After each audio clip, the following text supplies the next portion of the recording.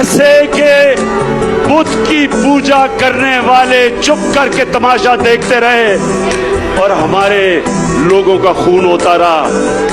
बेकसूर लोग बेचारे कबायली इलाके में उनके बच्चे मरे, और वो जिसके खानदान में लोग मरते थे वो हमारे खिलाफ हमले करते थे, बदला हमारे पे लेते थे, क्योंकि उनको पता था कि हमारी इजाजत से ये ड्रोन अटैक्स अपने मुल्क पे हो रहे हैं।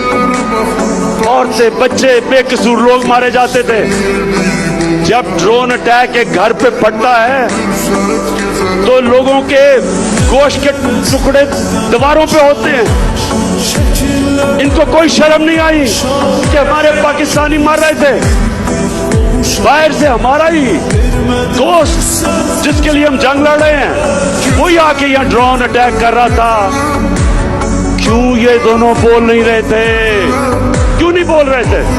क्योंकि इनके चोरी इस मुल्क से जो पैसा लूट के इन्होंने बाहर के मुल्कों में और बैंकों में और बड़े बड़े महल्लात लिए हुए थे, इनको डर था कि जिस दिन ये कहेंगे कि सर ये क्या कर रहे हैं आप, ये ना करें, वो इनकी प्रॉपर्टी जब्त कर लेंगे।